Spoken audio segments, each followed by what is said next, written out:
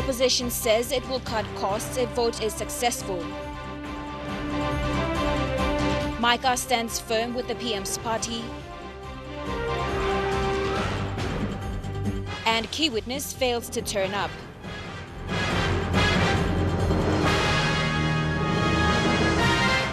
This is National EMTV News with Lorraine Gabina. Good evening and welcome to Wednesday's news. An immediate action by an alternative government will be to put into place austerity measures to cut government spending. Opposition leader Don Polye was on FM 100's Talkback show today following the Supreme Court order to recall Parliament. He said if the vote of no confidence is successful, a supplementary budget will be an immediate action taken by the alternative government. But maybe put him a very realistic supplementary budget in place, number one. Number two, by me working, by me strengthening rule of law and justice. These are part of a list of immediate to long-term plans that he has in place as part of an alternative government. But all this depend on a successful vote of no confidence. Yesterday, a three-man Supreme Court bench ordered the Speaker of Parliament to recall Parliament, saying the adjournment was unconstitutional and set a bad precedent. Hours after the ruling, the Speaker recalled Parliament for this Friday. So this Friday, what the Speaker by working and by introducing this motion of vote of no confidence long floor. And then as per the standing orders of Parliament, what by happen? Now by Parliament adjourn long 7 days. So the following Friday, and by debate now by Masgat Vori come up. Police says according to the details of the decision, the actual voting will happen next week Friday. Regardless of whether government like him or you don't like him, whether opposition like him or you don't like him, Speaker now he got court order where I'm directed M number must take charge, where join him along the following Friday. As the outcome of the vote of no confidence will come down to numbers, the opposition has now until the 22nd of this month to lobby enough support to achieve their objective. People needing 56 law changing Prime Minister. Me like all get the public English must look savile one me talk long. Me no talk also me like Russian government. The opposition and Don Polye, me play no talk also me like Russian government. You want to work with me like Russian this la Prime Minister where he misleading pro Parliament and me back him work pro country. Sarah Aupong, National EMTV News. Ben Micah, People Progress Party leader, says PPP will still be a coalition partner with People's National Congress for the vote of no confidence on Friday. Micah said that PPP and PNC will be meeting with other coalition partners to talk on the vote. He has also called on other leaders to think sensibly and consider the end result of their actions. PPP leader Ben Micah today made it clear that PPP will be a coalition partner with PNC for the vote of no confidence on Friday. I want to make it quite clear, as leader of the People's Progress Party, that our party is still a member of the coalition that elected Prime Minister O'Neill in July of 2012 after the general elections.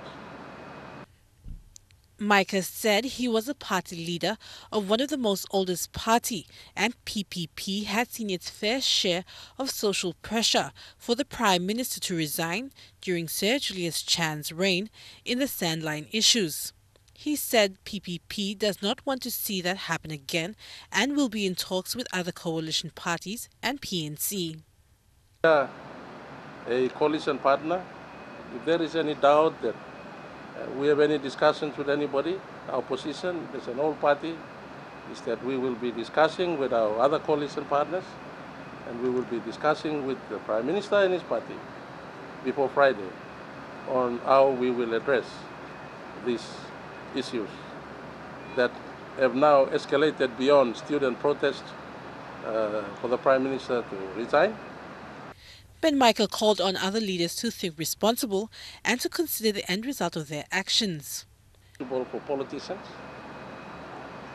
and for members of the public to continue this tug of war over the issue of the position of the Prime Minister that will only result in further bloodshed in tribal and ethnic conflict and the resultant disorder and chaos that I will only say will be a fast descent into hell.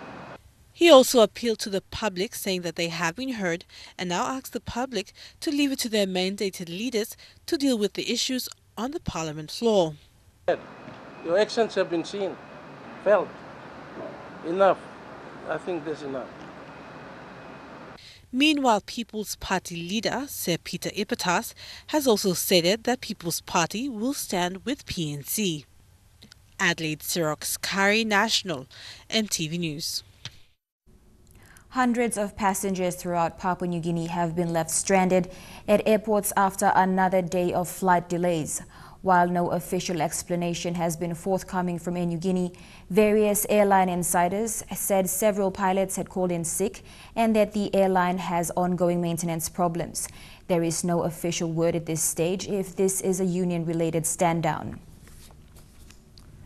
Port Moresby police have obtained a search warrant to get medical reports of the UPNG students who were injured during the standoff between them and the police on June 8th. This is part of an internal investigation into the police shootout. The search warrant has already been served to Port Moresby General Hospital. The police internal investigation is separate from the government's commission of inquiry. It is a finding to determine whether the injuries the students sustained came from bullets fired by police. The investigation had already commenced but was delayed because police could not access the medical documents. We have not been able to get medical reports because the hospital policy requires requires them to be requires that the medical report is a personal and it's a private document. So what we've done is the investigators have obtained a search warrant which already been served to the hospital for us to obtain those medical statements. On June 8, police personnel opened fire at UPNG students to disperse the student crowd from marching to the Parliament House. Their march was supposed to be a demonstration of their demand for Prime Minister Peter O'Neill to step down because of allegations against him. At least 4 UPNG students were seriously injured in this standoff and received medical treatment at the Port Moresby General Hospital. However, Commissioner Baki said police are yet to collect statements from the injured students. We have not been able to interview any of those students who've been injured because as soon as they've discharged from the hospital, they've gone. But we will, the investigators will do every effort possible to, to identify them later on and interview them, or even if to the extent when they get back on their re-enrollment back at the university, we will take that opportunity to also get the students interviewed. This is one of the 3 internal investigations into police shooting in Port Moresby, and Baki says it will take some months for the investigation to be completed. So far what we've done is we've collected a statement of all the police officers that are at the scene of the incident. The crime scene has been visited. The investigators have taken note of everything that have happened during the day over there. Thakla Gunga, National, EMTV News. The nationwide electoral roll update exercise for the 2017 national general election commenced today. The PNG Electoral Commission, in conjunction with the Central Provincial Administration, launched the electoral roll update program at Kwikila Station in the Central Province. Electoral Commissioner Petilius Gamato has urged all eligible voters in PNG to enroll now. Nationwide 2016 electoral roll update was launched today at the Kwikila station in the Rigo district of the Central Province. Central Provincial Administrator Gay Raga announced that the Central Provincial Government has allocated 400,000 kina to support the Commission's electoral roll update program. Mr. Raga urged all eligible voters in the district and province to make it their business to enroll. You must enroll.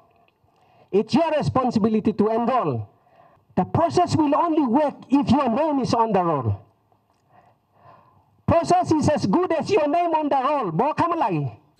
Rigo District will be among the first to witness the very first decentralization of the electoral roll for 2017.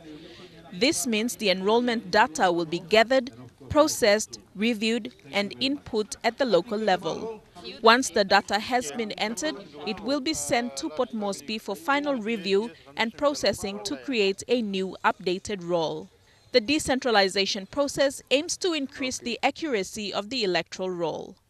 Before any election event, there must be roll updating. And so this exercise of roll updating is done before the election. So what we are going to do as Electoral Commission, we are going to go across the country, province by province, district by district, and update people who have not registered on the electoral roll.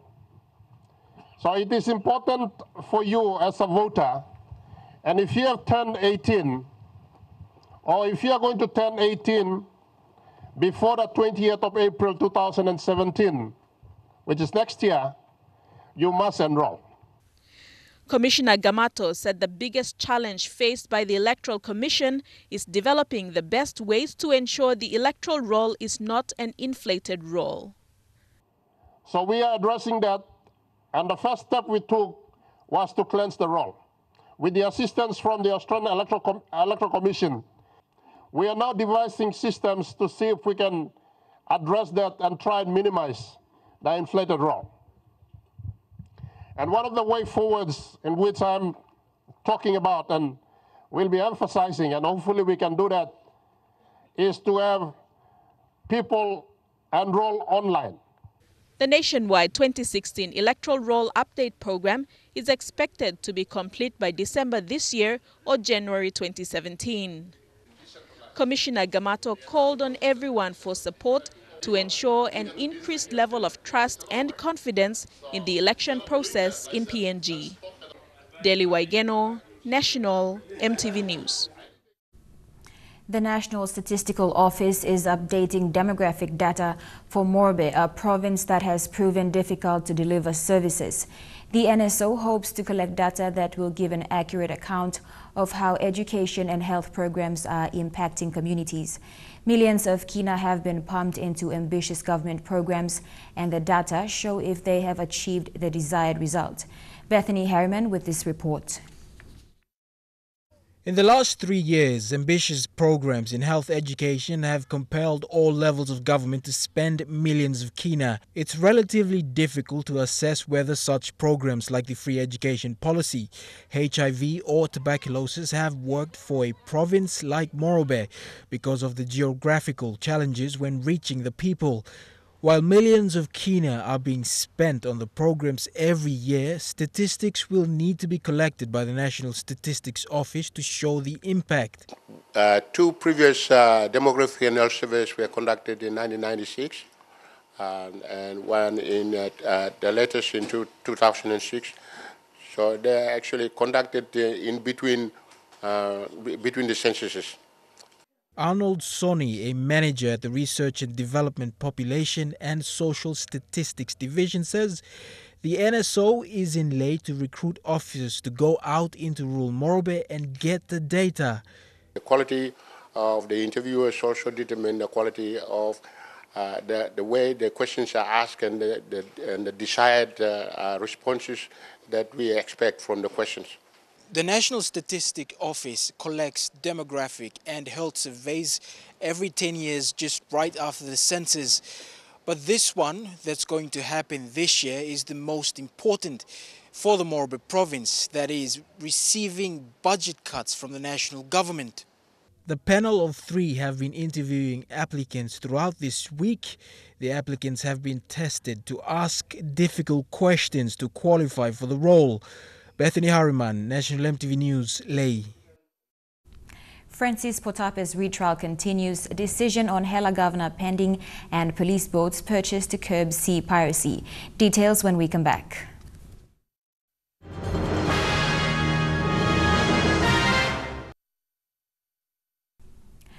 Welcome back.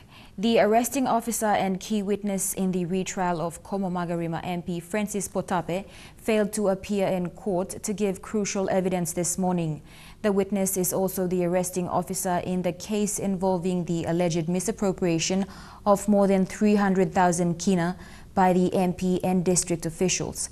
This now means that Potape's lawyer will file a no-case submission tomorrow. The only evidence that the court has for this case are meeting minutes of the Como Magarima Joint District Planning and Budget Priority Committee in 2010, an audit report, and copies of voucher payments. The audit report is without the primary materials such as checks and signatures. Potape was charged for 1 count of conspiracy and 2 counts of misappropriation. His charge of conspiracy was removed by the state prosecutor on Monday. The state alleged that on November 1st to the 13th, 2010, Potape, the then chairman of the Como Magarima Joint District Planning and Budget Priority Committee, consented with members of the committee and dishonestly applied a sum of 330,000 kina as sitting allowance. From the total, 60,000 kina was alleged to be paid to Potape and the rest to the committee members, including the district treasurer. Mr. Potape pleaded not guilty on Monday when the charges were read to him. In 2014, Potape was convicted on 1 count of conspiracy and 2 counts of misappropriation of these alleged 330,000 kina public funds. Potape resituated the funds and filed his appeal while he was in prison. The Supreme Court then quashed the conviction and set aside the sentence. Potape spent about 6 months at Bomana prison before his subsequent release. Wasenata Yama, National EMTV News.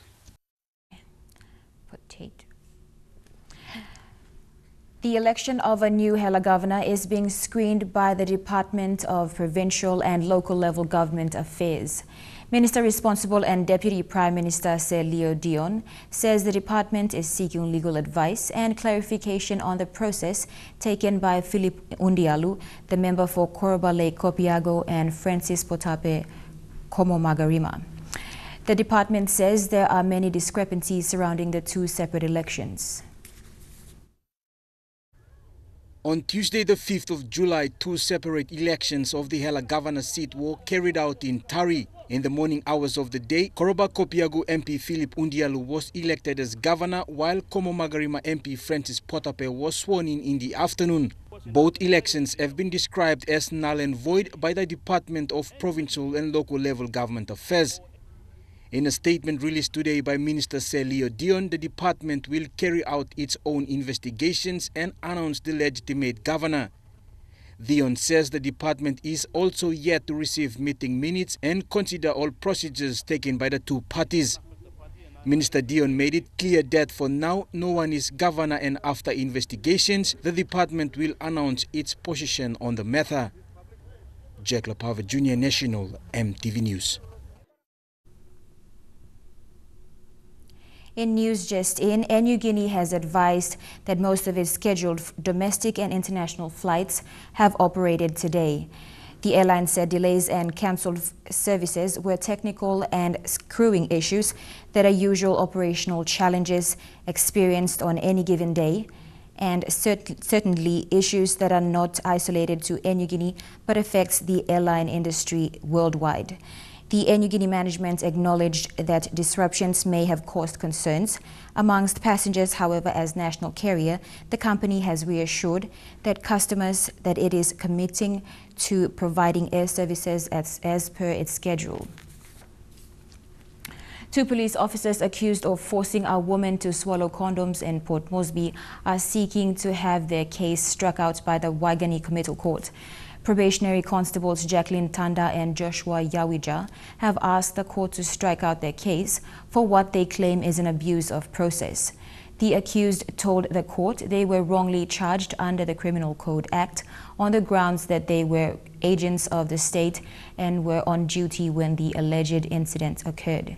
They have now applied for their case to be treated as an abuse of human rights, instead a criminal matter. Senior Magistrate Cosmas Bidar will hand down a decision on this submission on August 3rd. Police prosecution did not object to this application. Lack of capacity and resources in Morobe is making police work difficult when it comes to cracking down on sea piracy. The increase in crime is putting pressure on police to establish a water police unit. In efforts to minimize law and order problems, the provincial government bought 2 boats each, set with a 75 outboard engine motor at the cost of 66,000 kina. The boats will assist Salamaua local level government curb law and order issues. Police are now looking at deploying more policemen along the coastal waters to deal with the increase in sea piracy and other marine-related matters. In the last 12 months, piracy cases have risen, with many coastal villages falling victim. Yesterday, the Morobe provincial government presented boats to the Salamaua LLG. These boats will assist law enforcement.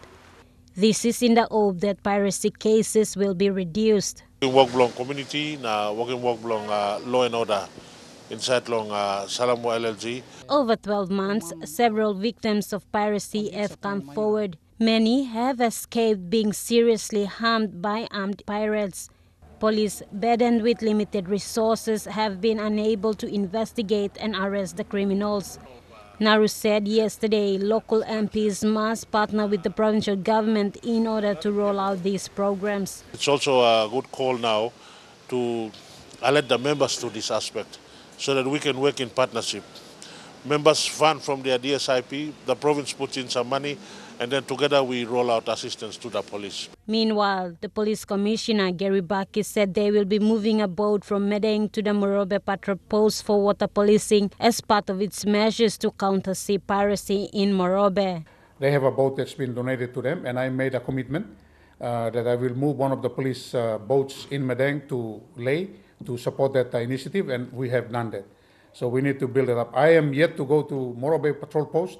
Morobe Patrol Post will be the first maritime surveillance center for police. Earlier this year, Morobe Governor Kelly Naru said the government will need to have in place permanent programs, and police patrol boats is one solution. The provincial government will need to work with the police so that a water policing unit can be created. The Ley Metropolitan Command also needs a water policing unit to assist them respond to crimes committed at sea, as police are not able to pursue criminals when they escape by boats after robbing major supermarkets in the city. Mata Luis, National EMTV News, Ley. The Morobe provincial government says it doesn't have the money to fix the Milford Haven Road, which is the main access to the Ley port. It became an embarrassment for the Ley district and the Morobe provincial government when in June, Ley businesses announced that they would be paying for temporary maintenance. Yesterday, Morobe Governor Kelly Naru called on the national government to allocate some of the money from the recently announced 1.5 billion kina loan to fix the deteriorating road. Massive potholes the size of ponds have formed along the Milford Haven Road that's accessed by Ley companies such as KK Kingston, Coca-Cola and Trukai. It's not just the big businesses suffering. Today, ordinary taxpayers driving along the road demanded for the road to be fixed. Road here, I improve. Road I improve na imuglo stop ol semid na mipla kisimol dislakain ol car round. Parts woglo breakdown na mipla ko kisimem. It's been nothing but embarrassing for the Ley District Authority and the Morobe Provincial Government when in June the Ley Chamber of Commerce President Alan McClay announced that a group of Ley businesses will be putting together funding to temporarily fix the Milford Haven Road. Well, today the true state of the road has appeared. It's been raining for the last 5 days. Morobe Governor Kelly Naru yesterday, whilst giving his view of the current state of the economy, said the 1.5 billion kina loan needs to be allocated in priority areas. We have PSIP owed to this province in the sum of 38 million kina, including the LLGSIPs up to about 50 million kina. Milford Haven Road, from the power station down to the wharf, that's been on the board for a long time, and it needs to be funded so that we can have that piece of road sealed. It's understood that the Leh District Administration has also received less than half of its district funding from the national government. Bethany Harriman, National EMTV News, Leh. And now looking at our finance news, the kina opened unchanged at $0.3160 in the interbank market. At Bank South Pacific, your kina was buying $0.3085, $0.4020 Australian dollars, €0.2758 and 31.94 Japanese yen. Looking at commodity prices at New York close, coffee closed lower, while gold, cocoa and copra closed the day higher. Copper closed higher, while palm oil and crude oil closed the day lower. And on the stock market, the Dow Jones closed at 120 points higher. The ASX is trading at 24 points higher, and the All Ordinaries is trading at 27 points higher. National EMTV News continues after the break. Stay with us.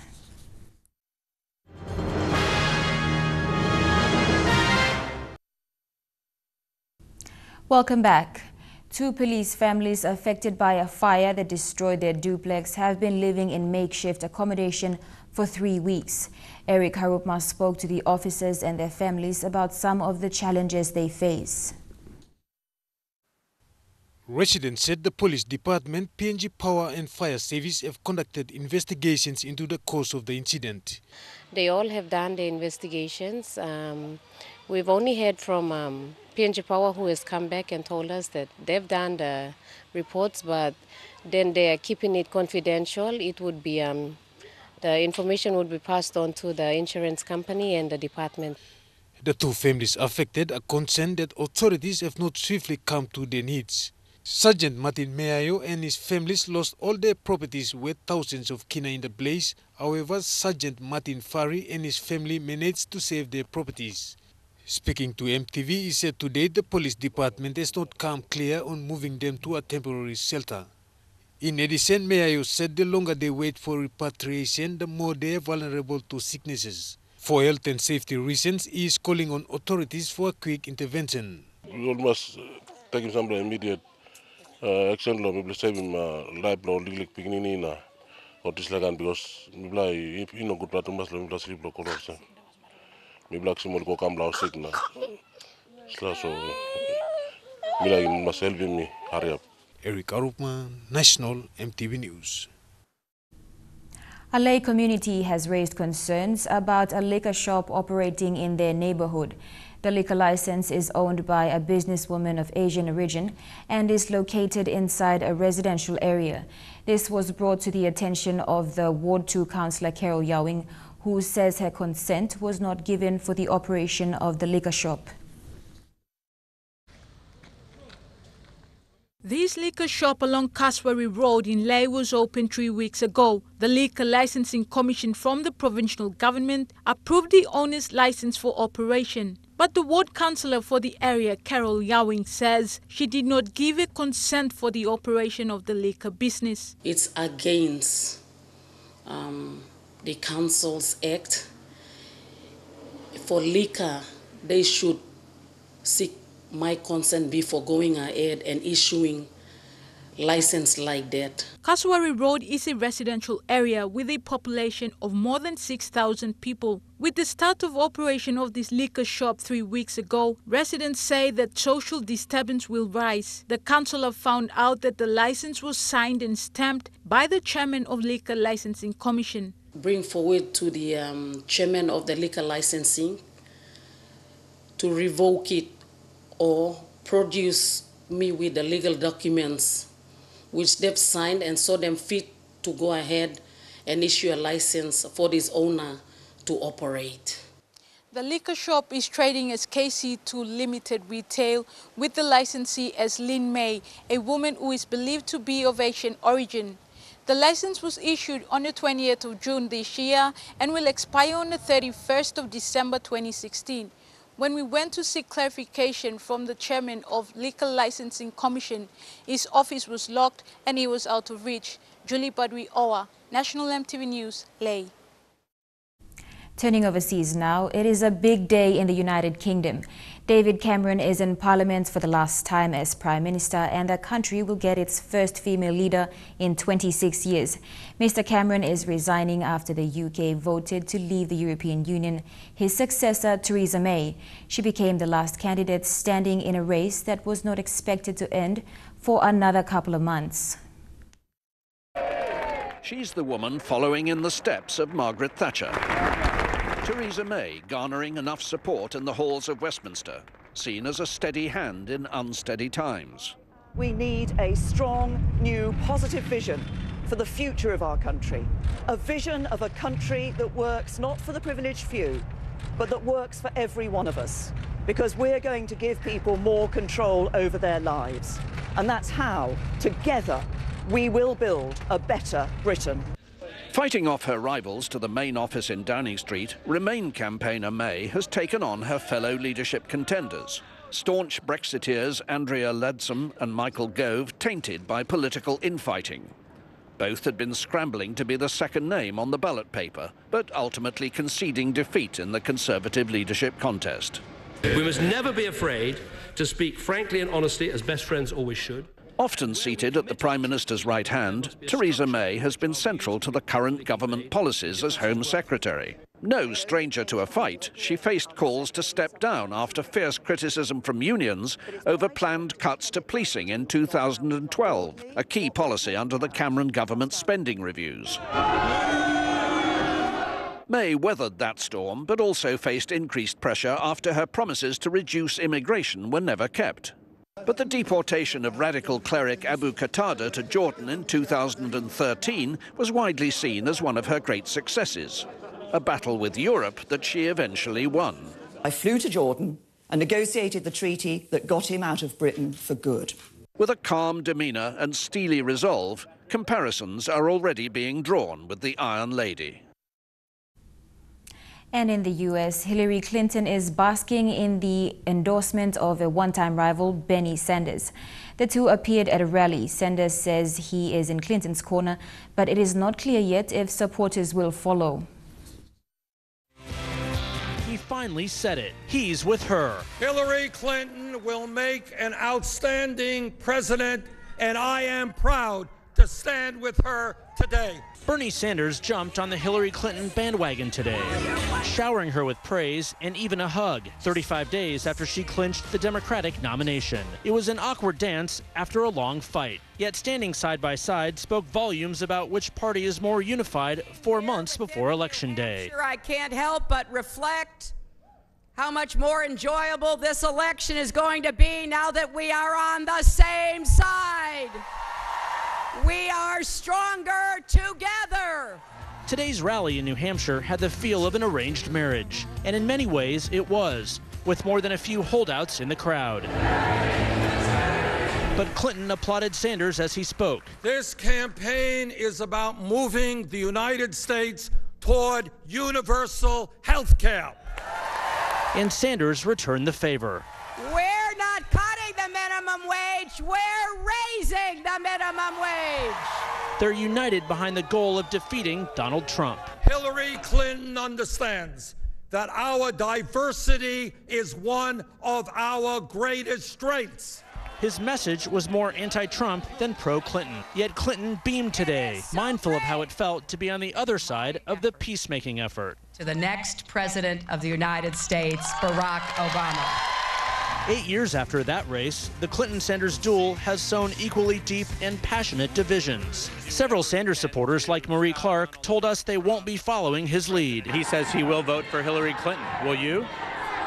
No. under any circumstance? No. Sanders made clear he would work to bring his supporters along. I intend to be in every corner of this country to make certain that happens.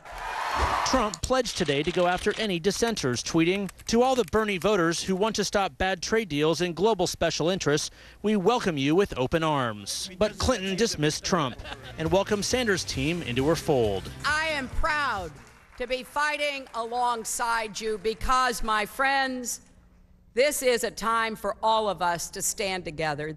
Sanders says he will stand with Clinton. The question, will his supporters follow? Several Sanders supporters we talked to here in New Hampshire said they're simply not sure. They don't necessarily trust Hillary Clinton. They're going to wait and see how this campaign unfolds. But Sanders says he will campaign across the country, starting here in New Hampshire, where he won by some 22 points back in February, and in other key states across the country like Michigan, Ohio, where he also finished strong. Trukai Sports is next. A newcomer in the Hunters lineup as Michael Marum deals with injuries to key players. Stay tuned.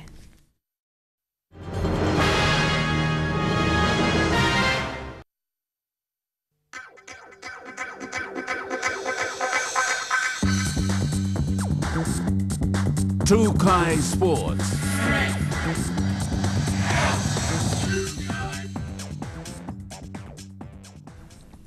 Welcome to Trukai Sports. It is that time of the year in the SP-PNG Hunters camp where injury is a huge concern. They play the Redcliffe Dolphins this weekend in their round 19 clash, with some key players missing out. Despite players missing out, Marum is confident with his team for this weekend's match. Hunters co-captain and centre Noel Zemming is still in Brisbane undergoing medical treatment on his wrist. Watson Boss is also suffering from a knee injury. He's been given 8 weeks. Looking at 6 weeks. He's back in Brisbane now, so for review. He's coming back tomorrow, so and hopefully there'll be positive reports from the specialists down there. So yeah. I think it's one of our major injuries now, so we're waiting for the physio report tonight from the performance. So once we get that, we should know if he's going to be in the side this weekend or being ruled out. But Stagroth Amin has been given time off training, which sees Bland Abavu start in the fullback position. Marum says he's impressed with the way Abavu has played over the past few weeks, but still needs to work on his defence. He's been ruled out again. Star's been. I've just given him time off to go and sort out his family issues with at home. Make sure his mind is right, okay. And at the moment, Glenn is playing well too. So, but then now we've got a lot of work to do with him. Okay, his defence and yeah. Philemon Kimisive has recovered from injury and has been cleared to play, but will need to work on his fitness. This weekend they take on second-placed Redcliffe Dolphins. They will be playing for the Stan Joyce Cup, in which the Hunters have held for the past 2 years. I think we're playing for Stan Joyce trophy as well. So, and the boss himself, Stan, will be out there with his family supporting us. So, and in the past, I think we've always kept that trophy. So for the last 2 years. So. And including the first game we played against Redcliffe here, so yeah, so it's a must-win for us. Yeah. Marum will finalise his travelling 18-man squad on Thursday before they depart on Friday for the Sunday match at Dolphins Oval. Elijah Levet, National EMTV Sports. Still on the Hunters, the team has welcomed Gulf Isapea's captain Bennett Goma into the team. The 25-year-old had his first training session with the team this week after playing 13 games with the Isapeas in the Intercity Cup competition.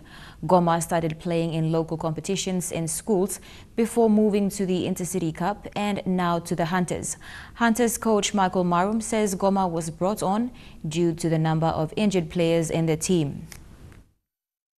You know, we part of okay. I think we're also looking at Diesel Cup players. I mean, with the injury within the squad, I think there's a lot of players out injured now. So, and also we need to bring these young boys through and starting now. So we introduce them to a system, and if they they go back and play the Diesel Cup game, and I think probably in 2 weeks, after 2 weeks they'll be playing final. So, and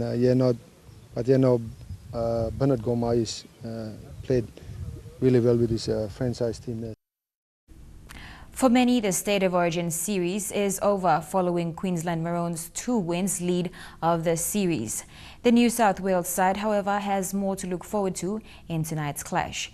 They will look to send off retiring skipper Paul Gallen on a high note.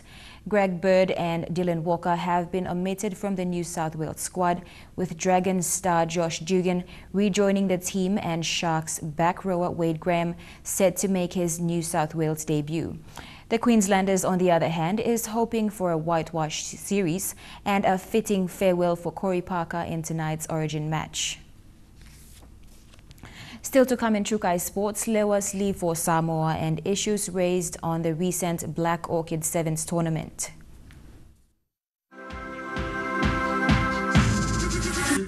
Trukai Sports. Welcome back. In cricket, the PNG Lewas have left for Apia, Samoa yesterday to compete in the ICC East Asia Pacific Regional Qualifier. The Lewas are hoping to make it to the Women's World Cup qualifier in England in February 2017. Having the host country Samoa beating them in the 2015 Pacific Games, Coach Rodney Maha said Lewas have improved where necessary and are focused to win in this qualifier. They will be facing Japan as well, and Coach Maha gave his assurance that the Lewas will put up a good match. The 8-day qualifier starts tomorrow with Samoa, Japan and PNG competing in a double round-robin format. The winner of the regional qualifier and World Cup qualifier will then compete in the ICC World Cup in July 2017. Following the successful staging of the 2016 Black Orchid Sevens tournament in Arawa, concerns have been raised on the officiating of the tournament. The Arab Rugby Football Union had not run the tournament in alignment to PNG Rugby Football Union sanctioning requirements, hence disqualifying any official recognition of the tournament for the selection into the national teams. The Black Orchid Sevens was without a doubt the biggest sevens tournament of its kind in Papua New Guinea, and with the message of driving peace and harmony using rugby, has been one of the highly regarded tournaments in the country. However, what has become a disappointment to the rollout of the Black Orchid tournament is a lack of recognition to the governing body's simple yet key obligation of sanctioning all provincial and regional rugby tournaments. Sanctioning of events ensures that all rugby union tournaments and matches played in PNG are conducted in a safe and professional manner and comply with the respective World Rugby laws of the game and regulations and PNG RFU requirements. All rugby union events, tournaments and matches conducted outside regular approved competitions and or other representative matches and programs must receive formal sanctioning approval from PNG RFU, all of which the AROB RFU failed to comply with. With the inclusion of a women's tournament into this year's edition of the Black Orchid Sevens, it would have been a huge boost for the PNG Palais, who have in recent years struggled with a wider player base. But as the union failed to ensure the tournament was sanctioned, questions now remain over player eligibility.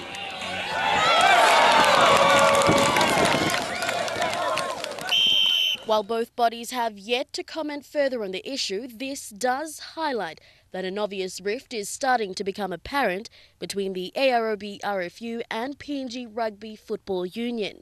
Lorraine Genia, National EMTV Sports.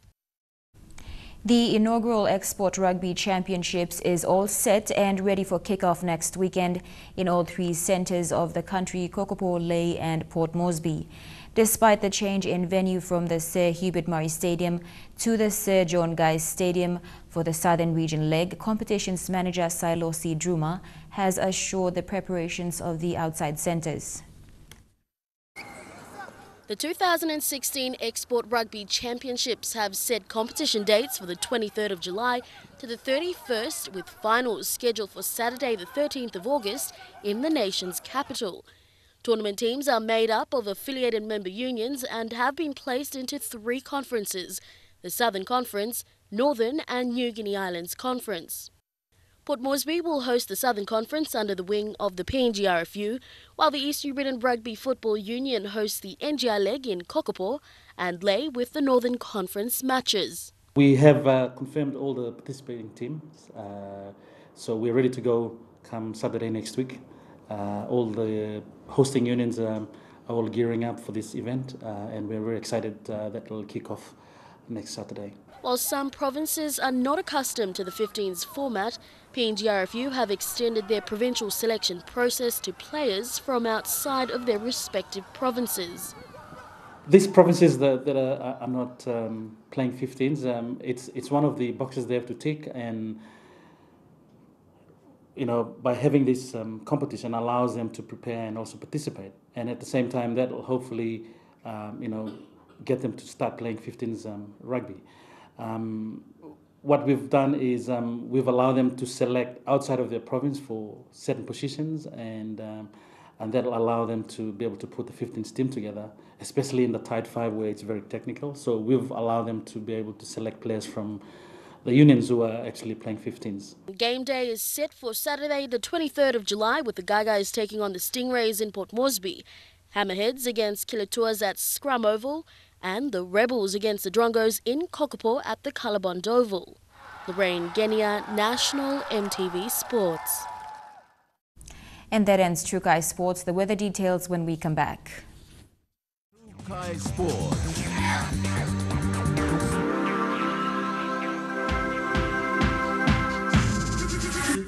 True Kai Sports.